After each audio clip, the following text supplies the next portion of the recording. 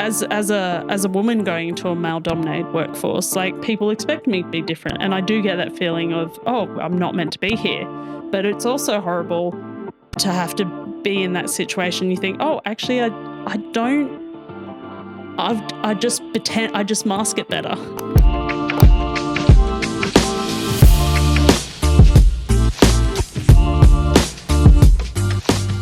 Welcome back to Breaking the Binary, brought to you by Coded Diversity. We're your hosts, Art and Jarrett. And Sarah Fraser. We're recording in Newcastle, Australia on the traditional lands of the Awabakal people. We acknowledge all First Nations Australians on whose traditional lands you are listening from. Thanks to our sponsors already on board this year, Nui Tech People, MGA Thermal and Fraztech. Today we're discussing feeling like an imposter with Annie Chayko. Annie's career began as a marine engineer officer working on board international cruise ships, including the famous Cunard, I think I said that right, transatlantic liner RMS Queen Mary II. She has travelled around the globe working with international crews, predominantly as the only woman in large engineering departments. She has since transitioned shoreside, holding various engineering roles supporting the Royal Australian Navy, including as a reliability engineer and a subject matter expert. Annie is currently the engineering service manager at the locally built RAN Minehunter in service support based at Thales, Carrington. Thanks for making it into the studio today, Annie, and I am so sorry for the delivery of half of those words. Thank you very much for having me. And Thales, that's okay. Everyone asks how it's pronounced. It's Thales. Yeah. You were the closest I've ever heard, so very good. I've heard it multiple times. It still doesn't sit in my brain. Right? I've said it multiple times and every time has been different. So Annie, we'd love to learn more about what your early career was like. So, I was sort of good at maths and science and things, and but I really wanted to do lots of travel, and the idea of being stuck in one place for university for 4 years terrified me. It's a long time. It's a long time to be in one place. So I actually worked on private yachts for a bit as a stewardess and a deckhand. Have to be a stewardess as a female. That's a whole other story. They don't. Females are stewardesses, males are deckhands. That's how they do it, and nothing in between. So I did that for a bit, and then did a really great thing, which was a merchant navy cadetship with a cruise line. So they sponsored me through all my training, and I did a mix of my university, and then I would go away and do a few months on ship, practical work. And then when I qualified, I got a job with the company, and I would work away at sea for like 4 months at a time with cruise ships traveling around the world. And I was also a marine engineering officer. So it was a very hands-on mechanical job. And yeah, I loved it. There were so many great things.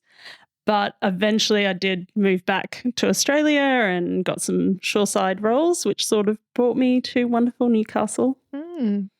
Lovely. How did you find being on those 4 month, I guess, vacations at sea? Probably not vacations if vacations it's work. Vacations are not the right word. It's, like 70-hour-week minimum. Okay, yeah. The opposite of a vacation, actually. Sort of a vacation. Yeah. So, 70 to 90 hours. But when you're young and fit and excited about the world, it's fantastic because you don't need sleep. You just work for 14 hours and then you think, oh, I'm in Barbados. I'm going ashore. Instead of sleeping, I'm going to sit on the beach and drink margaritas. Missed that part of being young. Not needing sleep. Yeah. That sounds amazing. But I think that was a big part of me moving shoreside. I actually realised I need sleep now. Balance is good too. I need sleep, and I need to actually have some family. I hadn't seen my family for a long time, so there's very hard bits. I didn't attend my dad's second wedding. I missed a lot of Christmases, birthdays, all those sorts of things. How did you find the workplace being on the ship? And the working requirements, did you feel like they accommodated for you? Did you feel like maybe the workplace was designed, especially being in marine engineering, potentially more for traditional men that might be in those roles? What was that experience like?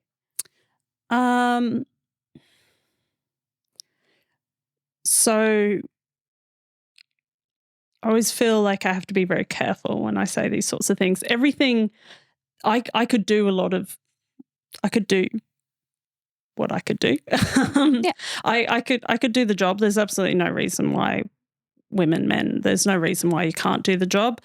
But there's definitely that it was more all the other side of it. So there's still a lot of people don't think that women can do that job, and that's what made it harder. Yeah. Was everyone's like just implicit either thinking, and you can kind of get that feeling when they're looking at you thinking, what are you doing here? Yeah. So, I mean, like that difference between implicit and explicit, I'll be honest, like I actually, there's a lot of great things about my career and I want to be positive about it to encourage more women to get into marine engineering, working away at sea. But there was a lot of harassment and bullying and a lot of implicit being told you are not meant to be here. Yeah. So straight off the bat, there was a lot of that. I don't usually like to go too much into that because obviously it's a bit traumatic, but also whenever I talk about those sorts of things in these discussions, I think it's very easy for people to discount that as, oh, well, that's isolated dickheads. That's just, if someone was sexist to you or horrible to you. But the main thing about being a woman in that environment is it's just constant. Even your most supportive people, they still little things and they don't mean to be cruel. They don't, the explicit things you think, well, that person's not a very nice person saying you don't deserve to be here. But even very supportive people, they would say, oh, well, I didn't even know women could do this job, or how can you do this, etc. And also I had a lot of health issues when I worked at sea because it just wasn't set up. Ships, like most of the time I was the only female in the engine room. And the engineering department, you have like 100 people. There's a lot. There's officers, but there's wipers, technicians, plumbers. On a cruise ship, it's a mini city. There's a lot of people, and I was usually the only female. So a lot of the way the ship is working those long hours. For example, there wasn't a female changing room or a female toilet near the engine room, and the engine room had to be constantly manned. So I would have to wear like double pads and things like that. And I realize now that I'm older, I was really stupid. I did a lot of things putting my health at risk because I just felt I already felt like a burden, and I already felt like, no, I'm different to everyone. I couldn't stand up and say, hey, I need this. And let's be honest, it's a ship. They can't just redesign a ship for me. Yeah. So, there was a lot of really hard things about it. Even a really funny thing about cruise ships is as an officer, you have all these different uniforms. So you have, especially for engineers, most of the day I'll be wearing a boiler suit, which is wonderful, just a big onesie. That was obviously way too big for me, and safety boots way too big for me. But even more impractical to go. Yeah, very impractical. But that is one of those things that you just accept, and it's one of those things that internalize that I'm not meant to be here. But also then when you go up into the passenger areas, the officers, we have sort of our like formal mess kit and all these sorts of things, and all the female officers, for evening dress, cocktail dress, we had this disgusting see-through blouse and this long skirt and heels, because it was just accepted, oh, well, the female officers, they're all just work at the front desk, or they're the hotel services officers. They're not engineers. Yeah, they hadn't even planned for that as an option. That's not, like trousers wasn't an option always. So I do remember running down in an emergency. All the engineers, we're all up dressed up in our uniforms, and we were called down, and I'm running down an engine room wearing high heels and a long skirt with a split up to here. And it's just like, this is mental. This is not practical. This is obviously, I'm not meant to be here. Yeah. Even those uniforms, they didn't have the male officers, like the prop officers, they would have these big epaulets, and we didn't have proper epaulets. Yeah. Which was ridiculous because cruise ships, they have female captains, and the captains can't even, all the captains that I knew would get a male jacket tailored, and they would just, they were flouting the uniform rules because it's ridiculous. I look like a secretary, not the captain of the ship. I have to have something so I look like the captain of the ship. And people will assume you are a secretary. I have learnt that the hard way multiple times, unfortunately. I think it's even, I guess we saw it with air hostesses as well. It's only been really recently that I've started to see air hostesses being allowed to wear pants, which feels kind of backwards, especially this day and age. And they had a problem with women police officers having vests that weren't fitted right to a woman's body. And that led to higher rates of injury because a lot of those were like bulletproof or stab-proof vests that weren't designed for them.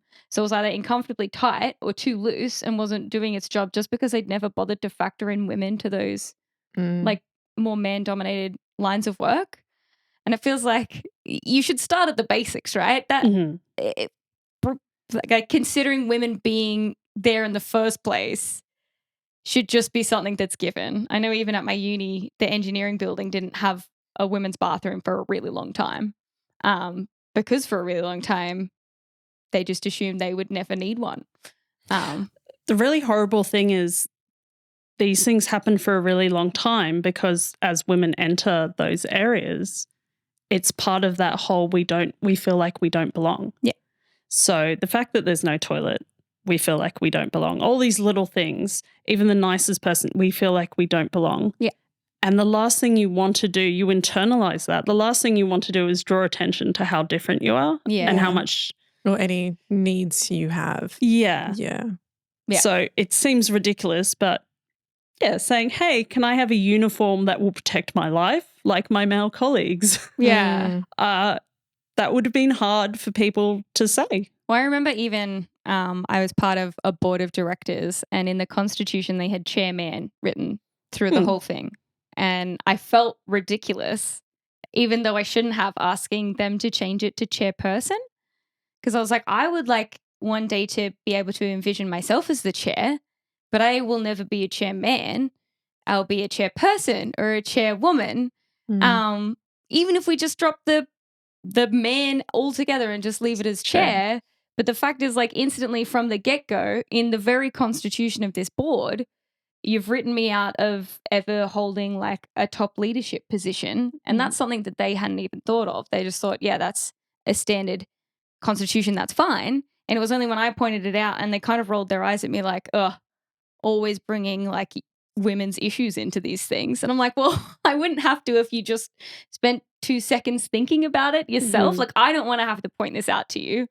It would be nice if you thought ahead about other people's needs that are different to you. And that goes for not just women, but people of neurodiversity or that have access requirements, like accessibility requirements and stuff. Like, if we can think more about different people's needs, then maybe we'd be all better off in the end. I think it's so hard to shift. Like, it's like you were saying, a lot of them don't mean the comments that they're saying, but when it's been a certain way for so long, no one really notices. Yeah. And if you're the only one who's different or the only one who thinks differently, then you're the only one with a unique idea.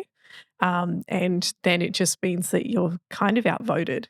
I remember once someone saying, oh, well, I don't think it needs to change, so I think we should take a vote. And it's like, I am the only diverse representative here and I'm telling you it needs to change, and that vote should count for more than just 1 out of 20, you know. Or men telling you it's not a gendered issue. I always think that's a very funny one. I've had sometimes when I've been talking about my own personal experiences, they've said, no, that's not a gendered issue.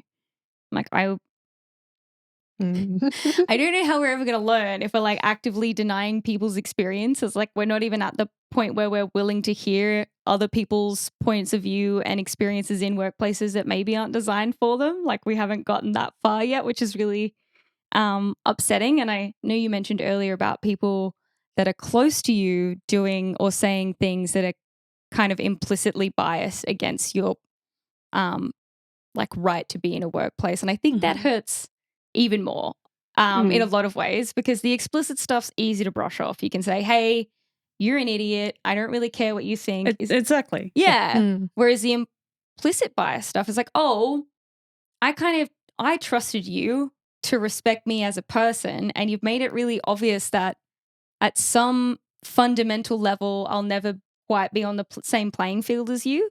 And that one's even harder to call out without potentially ruining a relationship that is otherwise something that you value, and just really emotionally difficult either way. Like there's a lot of cognitive workload that goes into, hey, I know you may not have meant that, but let's pull all of that stuff out and start pulling it apart. There's a lot of work in that. That I think a lot of people who haven't experienced implicit bias don't quite understand and maybe will never fully appreciate. I think the big thing they don't understand is it's just constant and it's exhausting. So when I started, I really never wanted, I just thought, I have to do everything. I have to prove myself for all women, because even in my university, when I was training, I was the only woman there as well in the engineering class. So it felt really bad. It meant that every time I didn't do great at stuff, because I'm a human being, not because I'm male or female or whatever. It's just because some things you're good at, some things take a bit longer. And every time I wasn't great at something, I felt like such a failure, and I felt like everyone's going to be judging me, and everyone it's so exhausting always wearing that feeling of I'm a burden, I need to prove myself. You're always looking outwards for approval. And then just all these little things which people think, oh, well, that's your confidence issue. No, it's not. It's saying not. that it's your issue when all of these things that you've been through, when it's your experience and you've come out the other side, you know that it's not you, it's a structural, societal structure and like design structure and everything about that situation. But it's so easy to internalize how you're different from everyone else, as opposed to how everyone else should maybe be a bit more different. And then when there's 1,000 little comments, picking any one particular one to say, hey, actually, I don't like that, or I think that might be like a sign of some kind of unconscious bias, or that's the line for me. Often the response is, but it was just an offhanded comment. And I'm like, okay, if it happened in a vacuum, it would have been. But it doesn't happen in a vacuum. And it's 1,000 little comments. So you kind of can't collect all of them into a ball and then hand them to the people. But at some point you have to draw a line. And whatever line you draw at whatever comment is going to seem bigger than it needs to be in the context of just that comment. But if you take a step back, it makes perfect sense. And I guess a lot of people struggle to take that step back and actually see it in the wider context of how you got to that point in the first place. Yeah. I admit, when a few years ago when I left C, I think my head was a bit of a mess after so long internalizing all these comments, all these little things and the big things. I just felt such a fraud all the time. Even if it got to the point even when I was doing well in my career, or I knew the answer of this, I know how we can do here, I still felt like a fraud. And it's weird, when I first heard about sort of imposter syndrome, I thought, oh, that's me.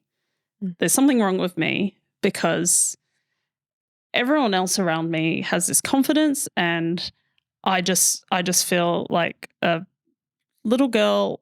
I have no idea what I'm doing. And it took me a long while to deal with that, because it's even hard explaining it now, how it felt. And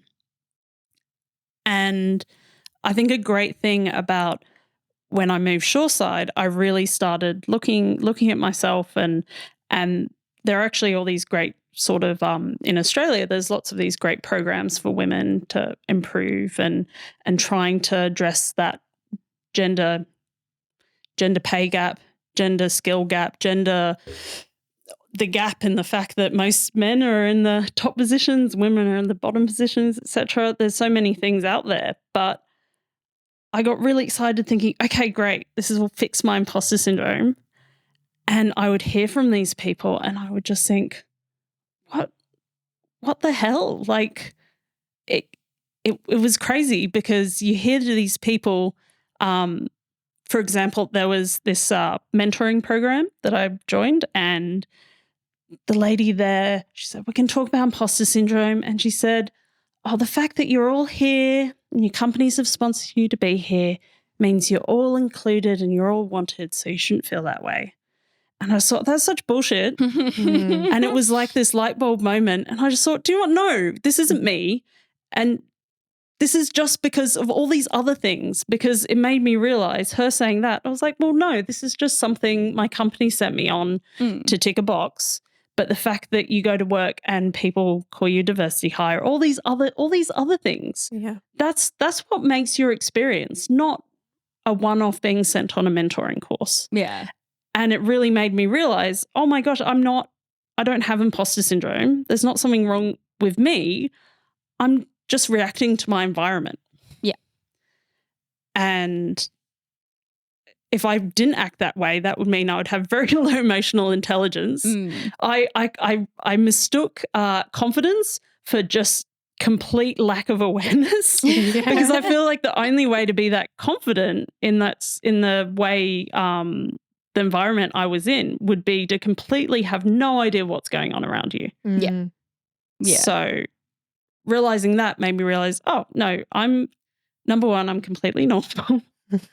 And number two, I need to look at all this other stuff happening and stand up for it and talk about it instead of have us all sitting around a table just saying, oh, what can we do about our imposter syndrome, as if we're the problem. That's one of the things that I think has come up a few times in the podcast now, is rather than trying to bend ourselves to structures that were never meant for us, why don't we look at changing the structures or changing what we define as success or what it means to be a leader, rather than having to become more masculine and more traditionally what a man would demonstrate as leadership. Why don't we redefine what it looks like to be a leader or to be an engineer or to be 100 other things that are traditionally dominated by men, rather than having to just change who we are fundamentally. We're not the problem. The guidelines that we're using to measure people are the problem, and they're not designed for a diverse range of people. So why don't we shift that?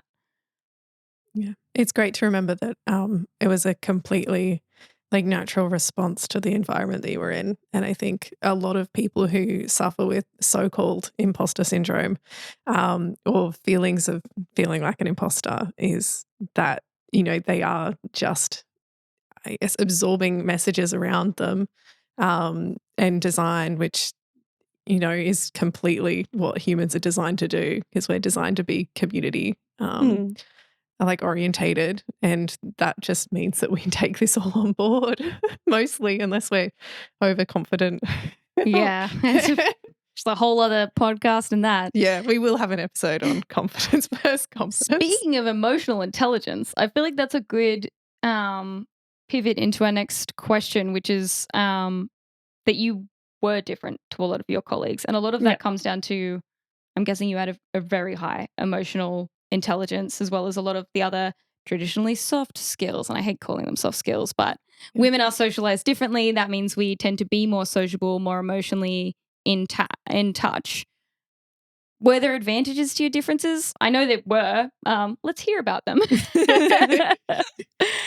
I think my emotional intelligence has really developed more recently. And I encourage everyone to look at yourself honestly and work on that, because the worst thing you can say is, oh, I'm very emotionally intelligent.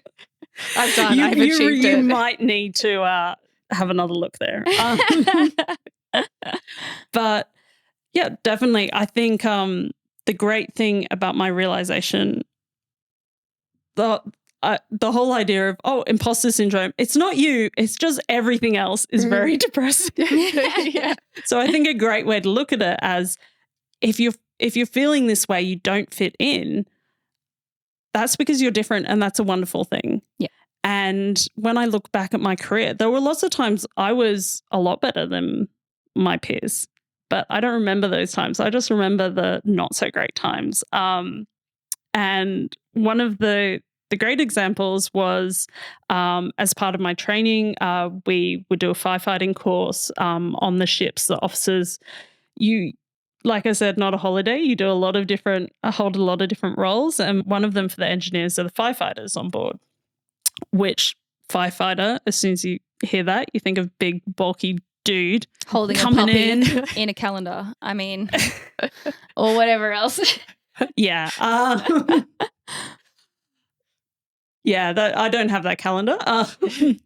You're missing out. Sorry. But yeah, I like doing the training, I thought like, okay, this is one of the things I'm not going to be great at. And before that, I was really good at maths. So I was best in my class at maths, but a lot of some of the things like the machine work I wasn't so great at. And I just felt like that compounded, even being good at maths was a bad thing because it's like, oh, well, you're the girl, so that's why you're good at the smart stuff. It's ridiculous. Like even being good at stuff, it felt like a stereotype and it was like a bad thing somehow. But yeah, and so in the firefighting training, all the guys were like gung-ho, oh my gosh, we're going to be amazing. I studied in the UK, so there are mainly Scottish guys, big Scottish guys who smoke and drink too much. And they all came out we all went into this burning building for this exercise, and everyone else came out air depleted, absolutely exhausted. Some guys fainted. Oh my goodness. Like proper passed out. And I actually was noted I had the most air of everyone, and I wanted to get back in the building. Yeah. And it was completely not what people were expecting. But when I think about it, it was like, well, number one, I'm an Australian, so I was just happy to be warm. And I was just very calm. Everyone else ran in and they're using a lot of energy, and I took things slow and methodical, and that's nothing got to do with being female. That's just how I am. And I was really surprised myself. I was like, wow, I love doing this. I was great at this. This is a really key part of my job. And it was an amazing sort of feeling. But at the time, everyone, even when that happened, everyone just thought, oh, Annie, you fluked it. Oh. Do you want to watch me fluke it again? Yeah. So it's kind of funny because it took me years later to realize now. And I realize now, wow, like the fact that I was different, maybe because I was smaller, maybe because I was Aussie, you can't pinpoint all the things. The fact is, though, all of us are different, and that's your power. That's your superpower. Yeah. That's what makes you special. And that sounds very kindergarten teacher thing to say, but embrace that. Don't think, okay, I'm stuck in this world where I don't fit in. And, oh my gosh, must be something wrong with me, and internalizing it. Instead thinking, okay, there's things outside. I don't fit the stereotype, or I don't fit what people expect or people's expectations. You can't change certain to a degree. But you can look at yourself and look at all the wonderful things that you can do and realize that, hey, maybe being different is a really good thing. Yeah. And I think that's a good message for anyone, not just women or gender diverse or minorities. Everyone should be looking at that in their day-to-day lives. I like to do a thing called cashing the wins now, because it is easy to get caught up in sometimes dealing a lot with like gender diversity in tech is obviously a high focus for us. It gets a little depressing. Yeah. But it's nice to step back and cash the win. So something good happens and me and my partner will say, I'm cashing that win. And we'll call it out and we'll name the thing. And I guess it's similar to gratitude journaling, but I hate having to write. So instead we cash the wins, and it's good to kind of develop it's helped me develop more of an awareness of in those moments when you have done well and you cash that as a win. And it kind of gives you a little boost to deal with all of the stuff that's not as fun or probably wouldn't be classed as a win by any traditional metric. I also think being different and having a different perspective is so valuable. And it's really draining when you're in an environment that doesn't recognize that. But it is like one of your biggest assets. And it's, I guess, once you lean into it, I'm not saying I fully lean into it. I lean into it in parts of myself. But like I was recognized by someone in Melbourne when I was at a conference and they follow me on LinkedIn. And it was just crazy because if I hadn't like leaned into the difference, then, you know, that wouldn't be happening. I wouldn't be doing this or like where I am in my career. And so I think it's like really important to recognize that like being different in whatever aspect of your life or personality or being is like one of the best things about you. Someone recognized the poster that I had up at an event and was excited because I knew you and they were a big fan of you. And I was like, I am also a big fan of Arden, so I get it. Yeah, thank you. Although an important thing sort of to note with that, because I don't want to happiness wash things. I think once you realize when you have that feeling where you really feel I don't belong, I shouldn't be here, something's wrong, and you just compound every failure you've ever had. Like I said before, you look at the failures more than the wins. But when you can start to realize that the failures that you've done are also your strengths. So I'm very proud now of where I am, and I think it makes me a better colleague, a better leader, a better friend, better person. I've been through a lot of hard times, and I've struggled to get things. It's a really rude shock when you do well in school and then all of a sudden you're not so great at things. And a lot of people will look at that and they'll say, oh, you know, I failed this exam. How can you say that's a good thing? It's like, well, you know what struggle looks like. You know what it's like to get knocked back and you kept going. So a lot of things about yourself, it's not just, just celebrate the wins. It's really celebrate yourself and everything different about you. Yeah. And the more you can celebrate how different you are and realize how amazing that is, because especially in tech, everywhere, we need that sort of diversity. And a lot of people won't realize it. I think it's really great because people are starting to realize it now. And even a lot of the leadership courses you do now, there's a lot more talk about that. So just continue looking at everything and developing what's wonderful and unique and crazy and stupid and whatever about you. And that's the best way to overcome that feeling, that imposter syndrome feeling. Number one, never tell someone they have imposter syndrome. Just throw that in the bin. And then number two, just embrace diversity in yourself and everyone else. I love that. That is a great segue to if you do see a colleague who is struggling with feeling like an imposter. Yeah. What would you tell them, like, or what's a piece of advice for someone who's listening now and feels like an imposter? Really look at the reality of your situation. So it really helped me to acknowledge the reality of my background and people around me and realizing, I don't feel this way because there's something wrong with me. It's because I've explicitly been told I don't belong. Or I've also been in an environment constantly being felt like I don't belong.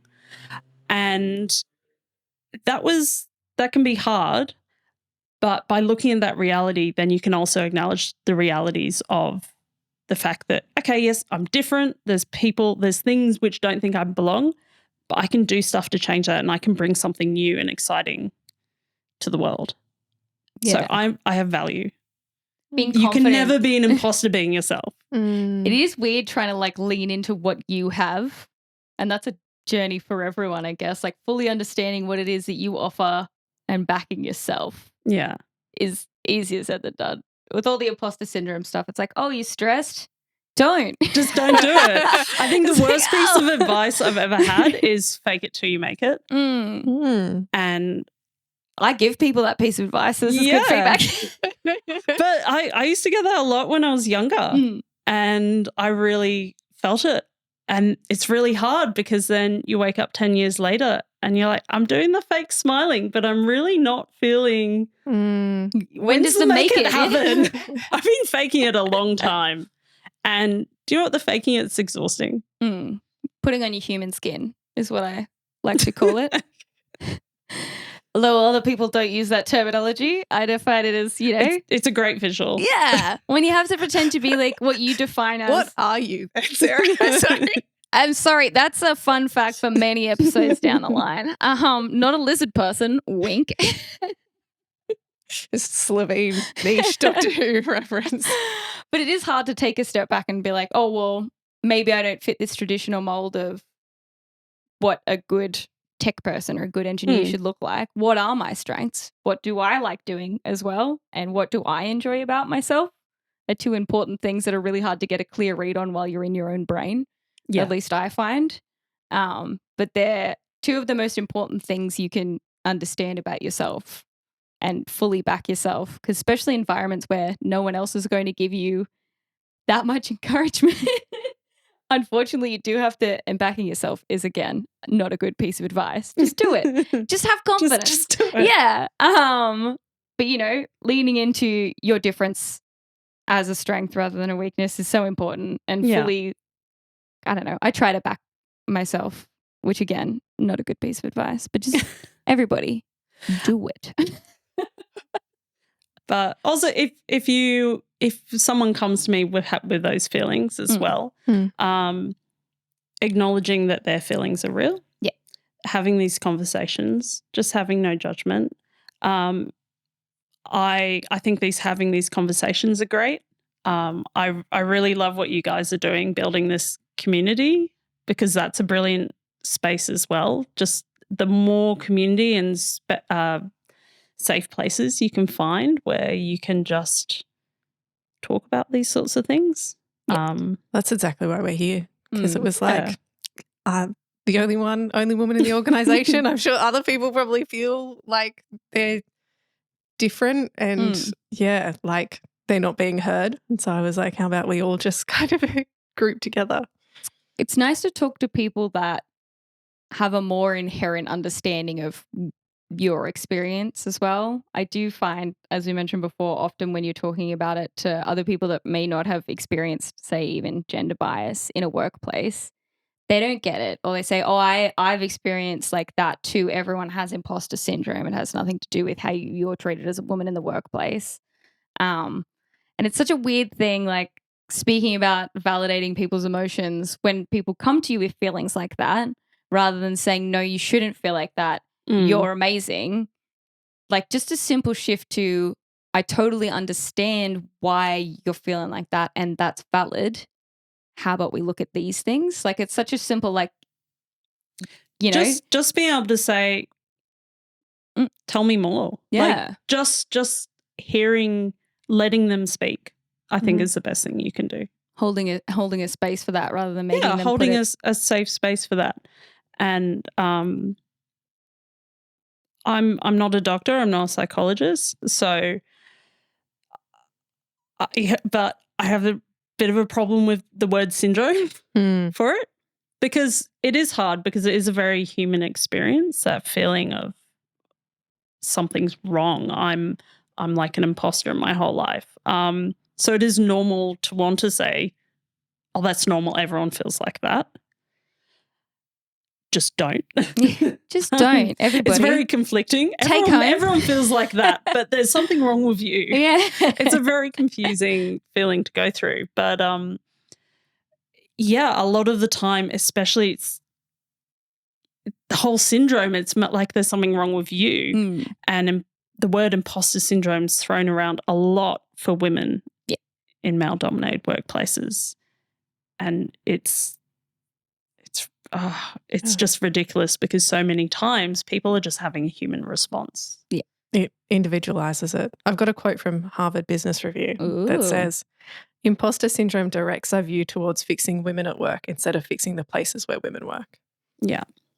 Like, a lot of women don't tend to put themselves forward for management positions or promotions or career advancement. And often one of the crutches businesses will sit on is that, well, they're not confident enough. Yeah. They need to put themselves forward. Let's put them through a program to boost their confidence. Like the onus is on the women rather than the workplaces seriously looking at their structures as to why women don't feel like they can take those next steps. Why they aren't encouraged. Or even just giving women actual helpful feedback.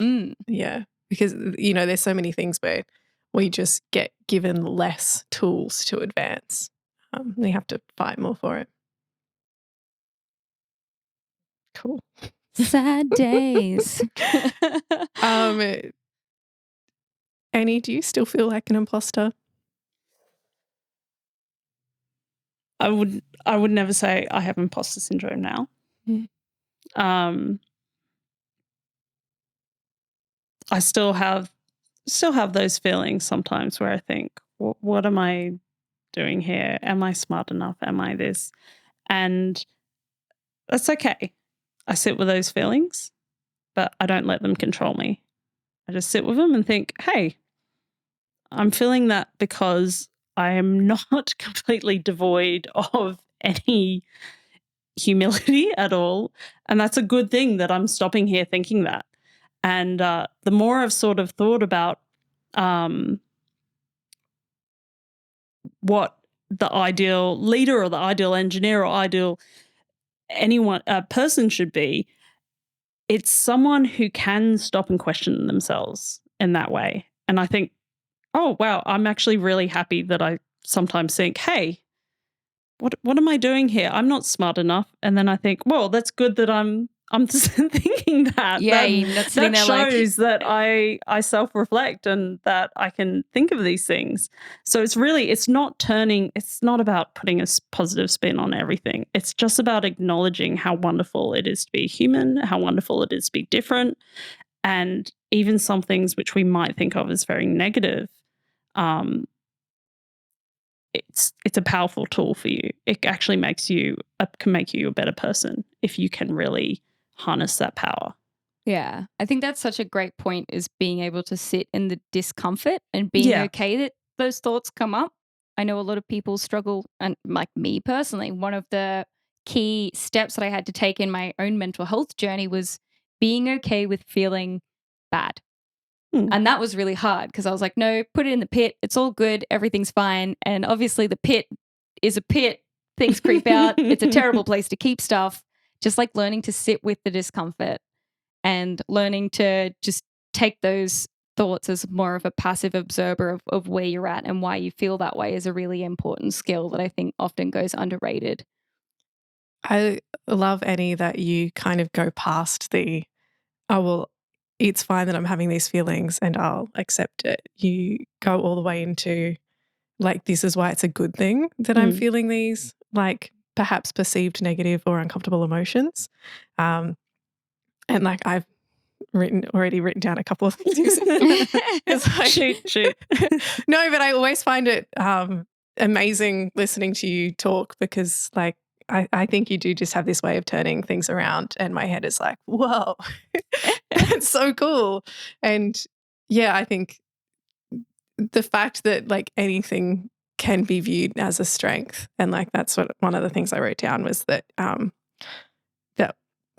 that I felt a bit emotional for earlier actually was that your failures can actually be a strength.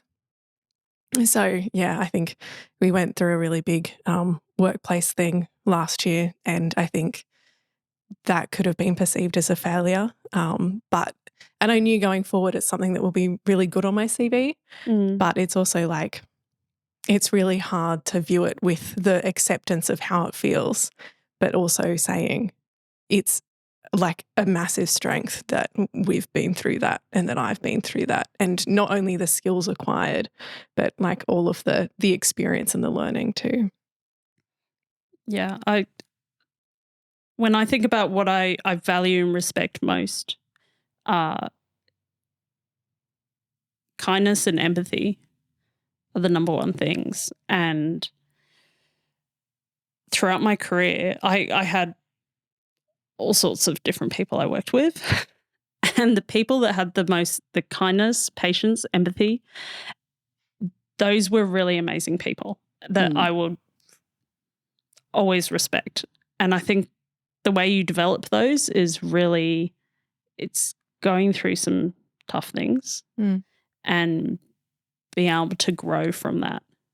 And a lot, it pains me because there's so many people out there which are a bit different and they've gone through certain experiences and they might not fit that mold, but it just makes them so powerful.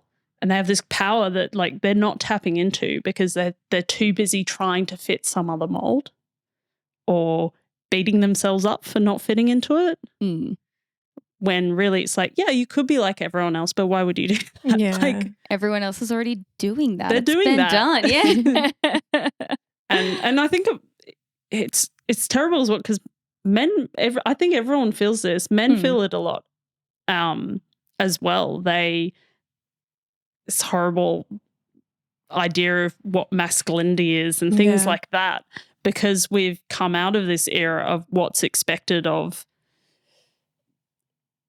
an engineer or this or that. You fit this certain mold, and we're as a woman going into a male-dominated workforce, like people expect me to be different, and I do get that feeling of, oh, I'm not meant to be here.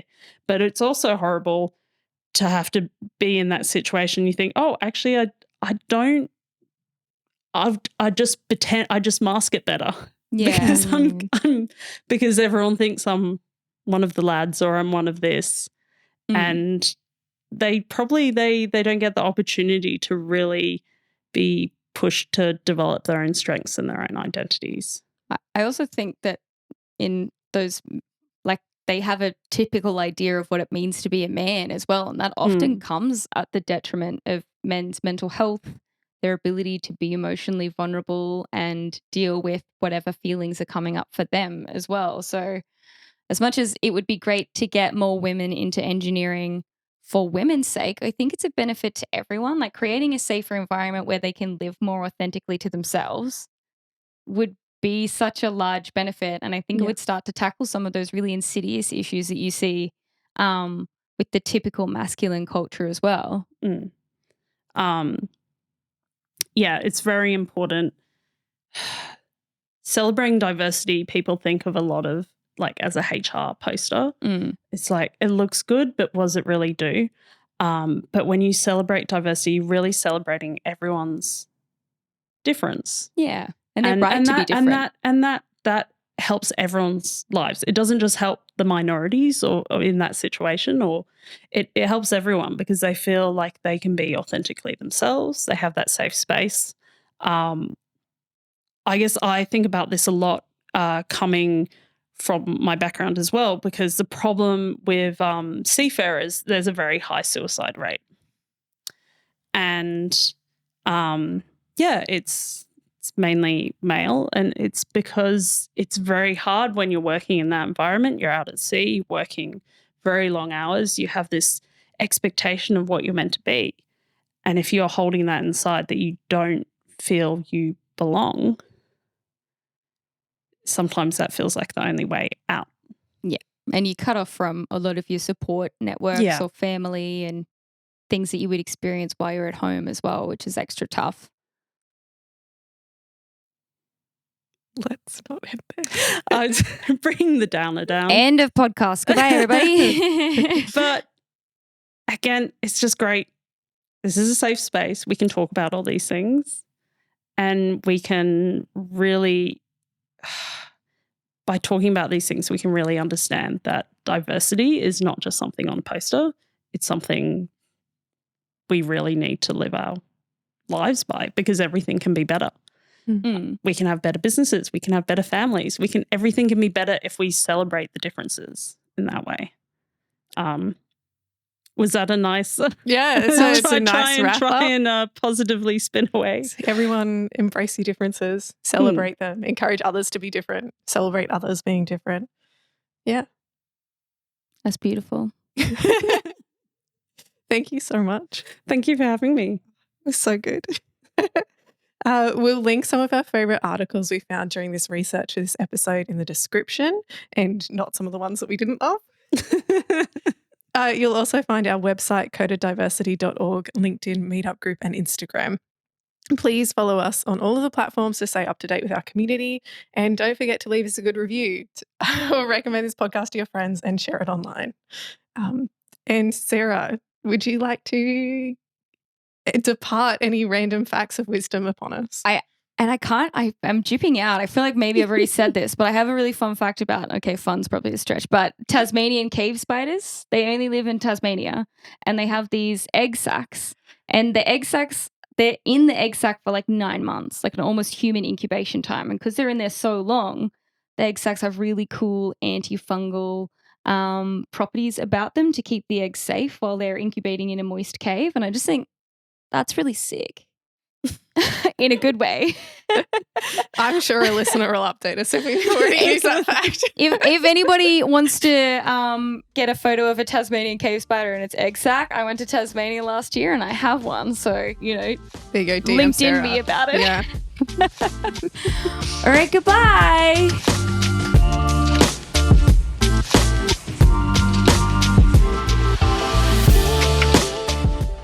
And I'm glad you're saying Thales, is it? I never know how to say it. Thales. There you go. Yeah, if I've said it I'm glad any you're kind of saying way, that. assume it's not that. I I have crippling dyslexia, Arden. Me too. I know.